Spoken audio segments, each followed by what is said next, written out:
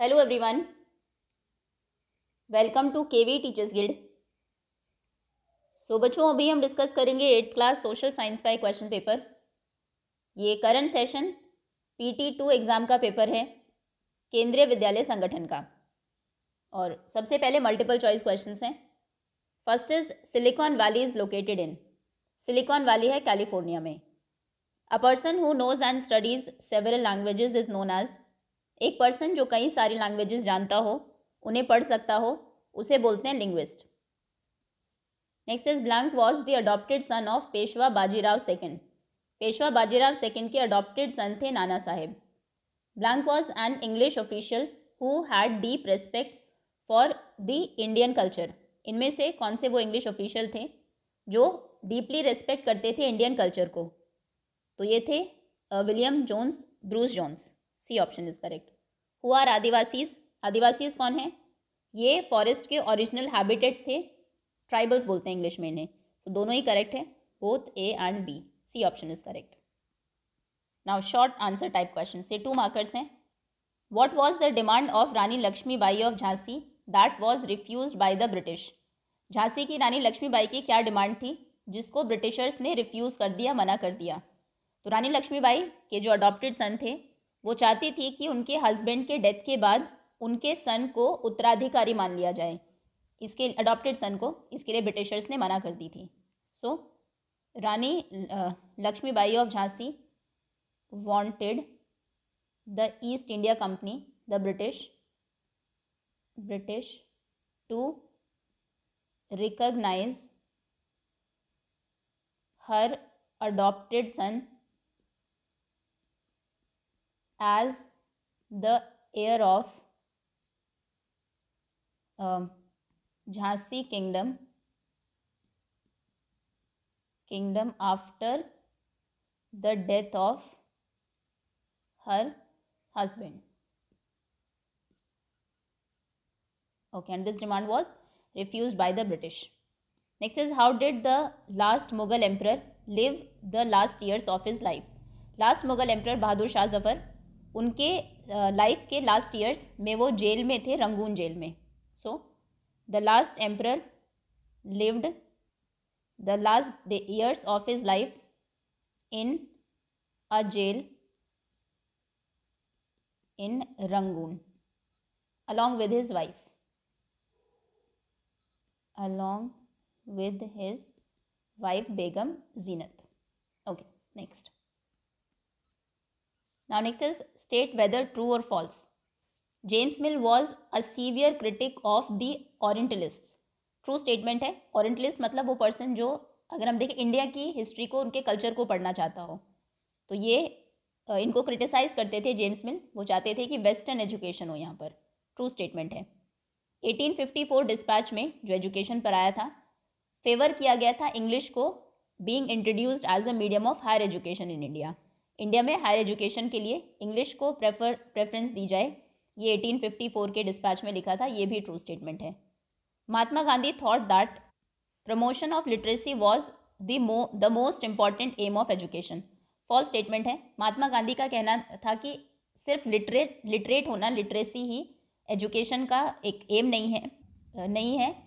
इसमें पर्सन की all-round development होनी चाहिए, मॉरल डेवलपमेंट हो, कैरेक्टर डेवलपमेंट हो, and so on. So false statement है।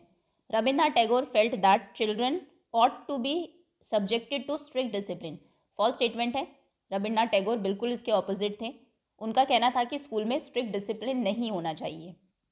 Now next is what are the main factors which influence the location of an industry. एक industry कहाँ पर लोकेटेड होगी, कौन कौन से फैक्टर्स उसे इन्फ्लुएंस करते हैं? सबसे पहले अवेलेबिलिटी ऑफ रॉ मटेरियल। आसपास ही रॉ मटेरियल अवेलेबल हो ताकि ज़्यादा दूर से आपको उसको इम्पोर्ट ना करना पड़े, उस पर खर्च ना आए। अवेलेबिलिटी ऑफ रॉ मटेरियल, पास में ही मार्केट हो, availability of market, near by market, ताकि बेचने में आपको आसानी हो। ट्रांसपोर्टेशन की फैसिलिटी अच्छी हो, अच्छी रोड हो उस जगह पर जहाँ आप इंडस्ट्री को लोकेट कर रहे हैं, ताकि सामान को भेजने में, लाने में, ट्रांसपोर्ट करने में आसानी रहे। देन अवेलेबिलिटी ऑफ लेबर, काम करने के लिए लोग अवेलेबल हो वहाँ पर।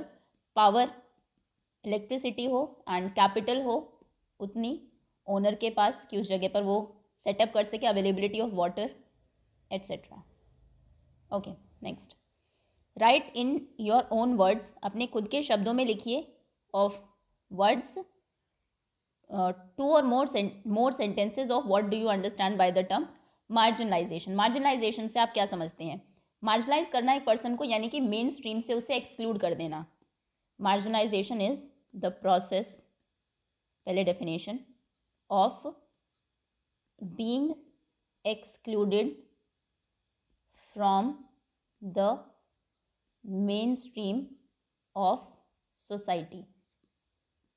इसमें लोगों के साथ जो डिस्क्रिमिनेशन होता है वो भी आ जाता है मार्जिनलाइजेशन में, या फिर किसी पर्सन को या किसी ग्रुप को लेस इम्पॉर्टेंट समझना, कम इम्पॉर्टेंस देना, उनको कम पावर देना, इक्वल राइट्स ना देना, इस तरीके की ये सब चीज़ें आएंगी इसमें। तो आप लिख सकते हैं marginalisation can also refers to group of people who face discrimination in society and also marginalization can also be defined as the act of placing a person or a group of people in position of lesser importance,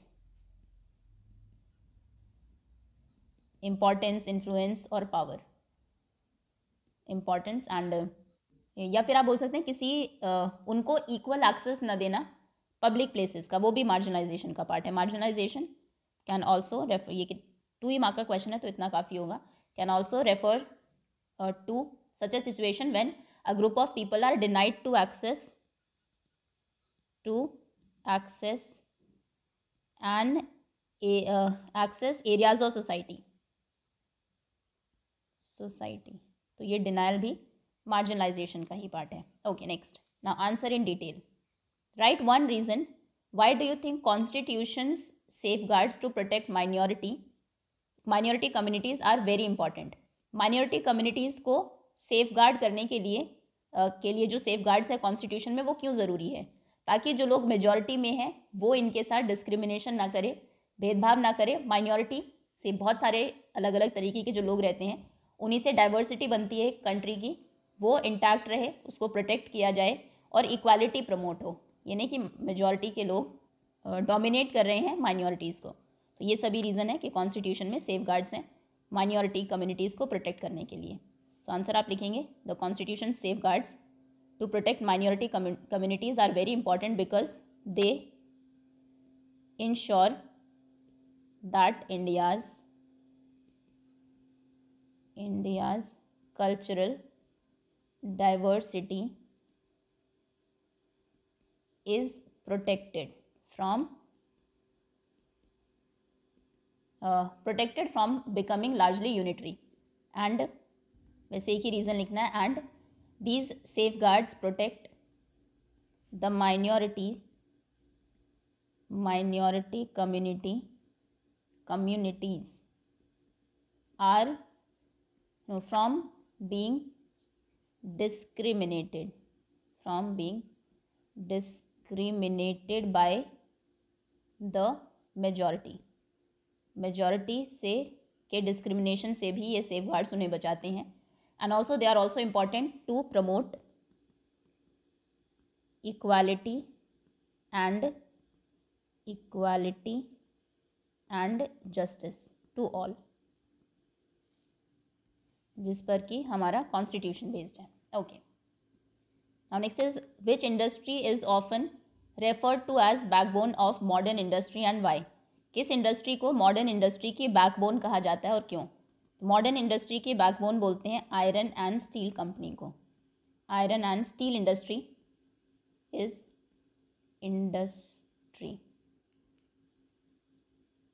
is often called the backbone of modern industry because mostly चीज़ें जो आप अपने आसपास देखते हैं वो या तो आयरन स्टील की बनी है या फिर उन आयरन और स्टील की मशीन से बनी है। फॉर एग्जांपल, अगर आप पेंसिल है, आप कहेंगे ये लोहे की या स्टील की नहीं है, तो जिस मशीन से वो बनी होगी उसमें कहीं ना कहीं आयरन और स्टील को ज़रूर यूज़ किया गया होगा।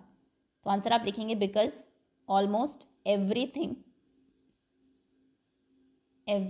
We use is either made of iron and steel और has been made with tools and machines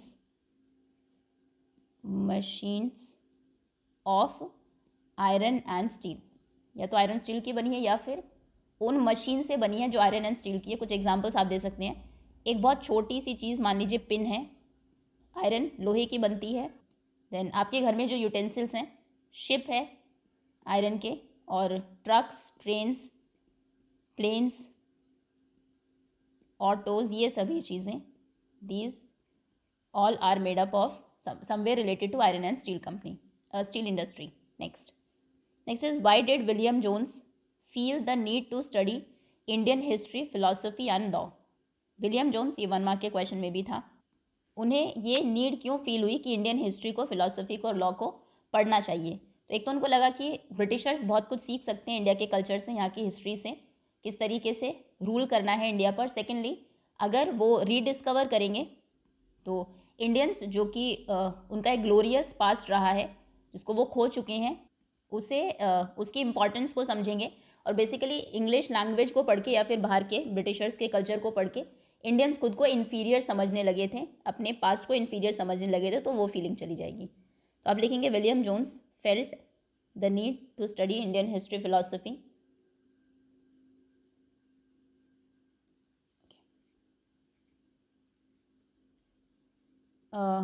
William Jones felt the need to study Indian history, philosophy and law because it would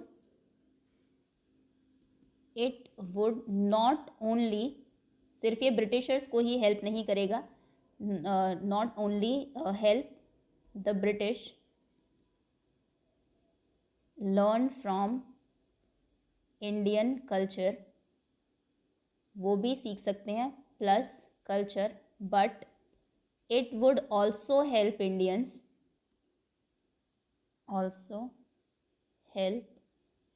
Indians rediscover their own heritage and understand the lost glories of their past. Okay, next. Now case study based questions. एक paragraph given है, फिर नीचे questions हैं.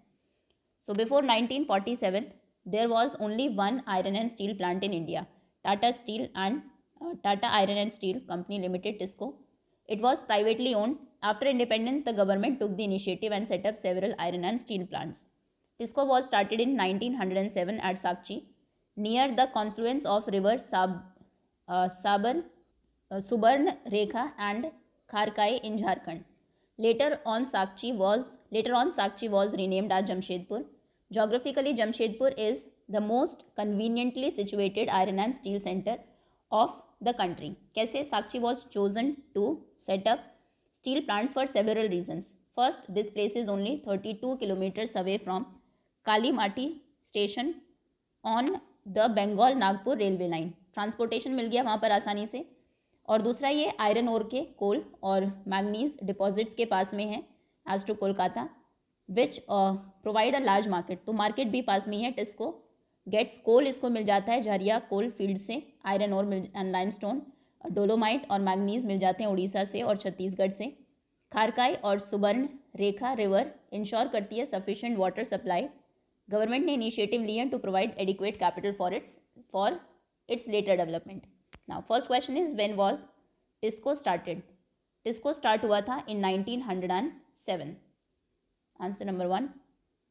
Why was Sakchi chosen to set up iron and steel plant. Sakchi को क्यों choose किया गया.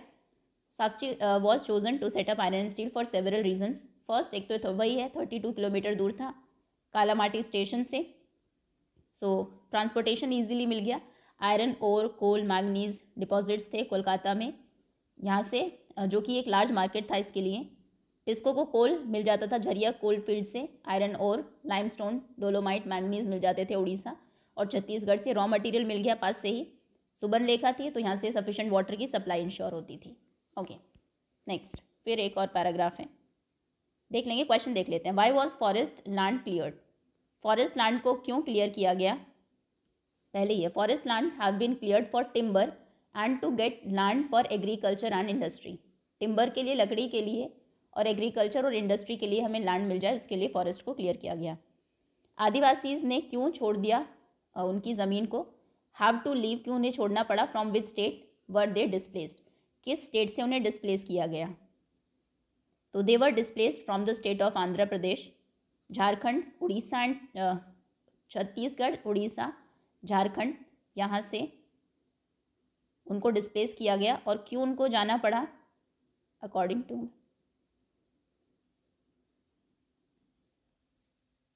देख लेते हैं। फॉरेस्ट लैंड को क्लियर किया गया टिम्बर के लिए, एग्रीकल्चर और इंडस्ट्री के लिए। आदिवासी जो इन एरिया में रहते थे, वो एरिया जो मिनरल और अदर नेचुरल रिसोर्सेज में रिच थे, वो उनसे ले लिया गया माइनिंग के लिए और दूसरे इंडस्ट्रियल प्रोजेक्ट्स के लिए। पावरफुल फोर्सेज जो थी उन्होंने ट्राइबल लैंड को टेक ओवर कर लिया। ज़्यादातर टाइम पर लैंड को फोर्सफुली लिया गया और कोई प्रोसीजर फॉलो नहीं किया गया। ऑफिशियल फिगर्स के अकॉर्डिंग 50% लोगों डिस्प्लेस हुए हैं माइंस और माइनिंग प्रोजेक्ट्स के वजह से, वो ट्राइबल्स थे। दूसरा एक रीसेंट सर्वे बताता है कि जो आदिवासीज़ में के लिए जो ऑर्गेनाइजेशंस काम कर रहे हैं, 79% ऑफ पीपल, 79% लोग इनमें से ज़्यादातर आंध्र प्रदेश, छत्तीसगढ़, उड़ीसा और झारखंड के ट्राइबल्स हैं। बहुत सारे huge tracts of their land have also gone under the waters of, बहुत सारे डैम्स बना दिए गए उनकी जो ज़मीन थी उसके ऊपर इंडिया की इंडिपेंडेंस के बाद। नॉर्थ ईस्ट में land remain militarized India. Okay, question क्या था कि why Adivasis have to leave their land? तो यही रीज़न है, because forest have been cleared, जिन जंगलों में रहते थे वो, उसको क्लियर कर दिया गया टिम्बर के लिए, एग्रीकल्चर इंडस्ट्री के लिए। नो, यहाँ से है, आदिवासीज की जो लैंड थी वो मिनरल्स में रिच थी और दूसरे नेचुरल रिसोर्सेज में, तो माइनिंग के लिए और दूसरे इंडस्ट्रियल प्रोजेक्ट्स के लिए these lands are taken over, so they are displaced, they have to leave their lands. Okay next, now long answer type questions. Why did Mahatma Gandhi think that English education had enslaved Indians? Mahatma Gandhi को क्यों लगता था कि English education की वजह से Indians एंस्लेव होते जा रहे हैं, दास गुलाम बनते जा रहे हैं?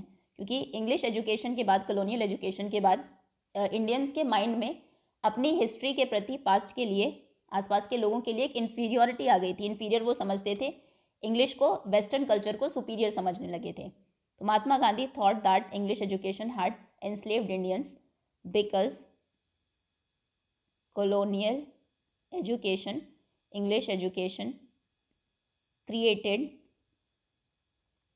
a sense of inferiority in the minds of Indians. It made them to see western civilisation, colonial education में वेस्टर्न सिविलाइजेशंस को सुपीरियर दिखाया गया था, civilisation as superior, and destroyed the pride Indians had, they had in their own culture. तो इसलिए उनका मानना था कि ये एजुकेशन उन्हें एनस्लेव बना रही है, वेस्टर्नाइज कर रही है, और इसलिए वो अपने कल्चर को इन्फीरियर समझने लगे हैं। Distinguish between agro based and mineral based industry. Agro based industry agriculture products को यूज़ करती है जो प्लांट्स और एनिमल्स से मिलते हैं, और ये मिनरल्स को यूज़ करती है। Agro based industry, first they make use of raw materials acquired from plants and animals. Use raw materials from plants and animals, और ये यूज़ करती है मेटल्स को। Use minerals and metals as raw material. Then कुछ examples आप दे सकते हैं। जैसे शुगर इंडस्ट्री है, शुगर केन ये प्लांट से हमें मिलता है। Sugar industry, food processing industry, vegetable oil industry, क्योंकि मेन डिफरेंस तो रॉ मटेरियल का ही है इसमें। बाकी जितने मार्क का क्वेश्चन है पॉइंट बना देते हैं वैसे। Food processing industry, vegetable oil industry, cotton textile industry, cotton plant जो उगता है, textile dairy products, leather industry etcetera industry. और इसके examples iron and number 1, number 2 iron and steel industry, then railway coaches making industry, no automobile industry,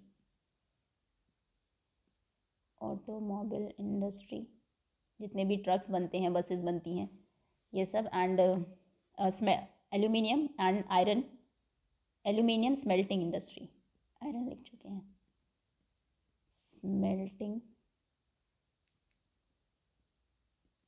industry etcetera. Okay, एक और difference अगर लिखना है तो जो एग्रो बेस्ड इंडस्ट्री है मोस्टली कंज्यूमर गुड्स बनाती हैं डायरेक्ट कंजम्पशन के लिए। जैसे शुगर अगर बनेगी या फिर कॉटन के कपड़े बनेंगे तो कंज्यूमर्स उनको खरीदेंगे, जबकि इसमें जो बनते हैं वो कई बार जो मशीन्स और टूल्स हैं उनसे नए प्रोडक्ट बनाए जाते हैं फर्दर, यानी कि ये जो गुड्स प्रोड्यूस करते हैं उनको यूटिलाइज किया जाता है उन इंडस्ट्रीज़ में जहाँ पर कंज्यूमर गुड्स बनती है। तो मिनरल बेस्ड इंडस्ट्री में जो प्रोडक्ट बनेंगे उनको एग्रो बेस्ड इंडस्ट्री यूज़ कर सकती है। सो ये मोस्टली प्रोड्यूस करते हैं, मोस्टली प्रोड्यूसेस कंज्यूमर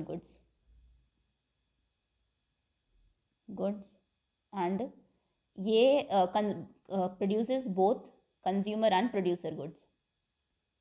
जिनको कंज्यूमर खरीदते हैं उनको बोलते हैं कंज्यूमर गुड्स, जिनको प्रोड्यूसर खरीदते हैं फर्दर प्रोडक्शन के लिए उन्हें बोलते हैं प्रोड्यूसर्स गुड्स। देन 4 मार्क का क्वेश्चन है, एक और लिख देते हैं। एग्रीकल्चर बेस्ड इंडस्ट्री में कम कैपिटल की ज़रूरत होती है, उससे भी आप स्टार्ट कर सकते हैं, कोई डेयरी फार्म खोल सकते हैं, तो लेस कैपिटल इज़ रिक्वायर्ड। अक्सर वैसे तो कितना भी इन्वेस्ट कर ले लेस कैपिटल इज़ रिक्वायर्ड। और मिनरल बेस्ड इंडस्ट्री में बहुत ज़्यादा huge amount of capital is required, बहुत ज़्यादा पैसे लगते हैं, लार्ज इन्वेस्टमेंट होती है, कैपिटल इंटेंसिव है ये, लार्ज इन्वेस्टमेंट ओके, या फिर huge amount of capital is required. ये 4 पॉइंट्स आप लिख सकते हैं। Next, on the outline map of India mark the following places. Jhansi, Meerut, Delhi, Kanpur. Jhansi, Meerut, Delhi, Kanpur सभी यहीं पर है। ये है कैपिटल दिल्ली, ये नीचे यहाँ पर झांसी एंड मेरठ यहीं पर, दिल्ली के पास मेरठ, और कानपुर यहाँ थोड़ा, ये कैपिटल है लखनऊ, इससे नीचे Kanpur. Okay, that's all students. ये था 8th क्लास सोशल साइंस का एक question paper. Thank you so much for watching.